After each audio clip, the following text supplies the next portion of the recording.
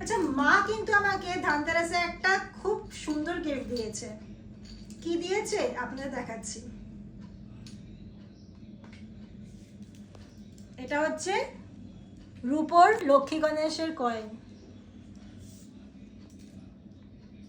খুব সুন্দর হয়েছে এটা মা। মানে এটা কত দাম নিয়েছে মা? এটা 500 টাকা।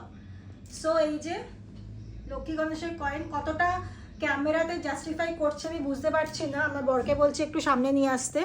সো আমি এই যে এখানে রেখে আমি দেখাচ্ছি। এই যে লক্ষ্মী গণেশ।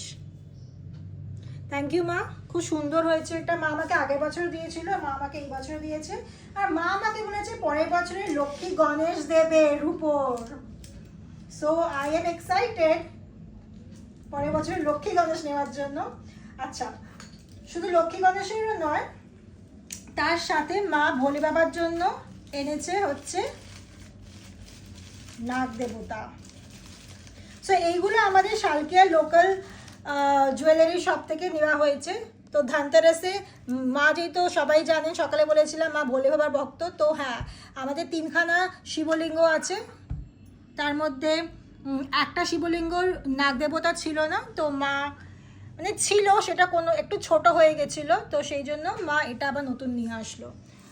সো ধানতেরাসের গিফট কেমন লাগলো আমাকে কমেন্টে জানাবেন। আর কে কে কি কি ধানতেরাসে কিনেছে রূপো বা সোনা, সেটাও কমেন্টে জানাবেন।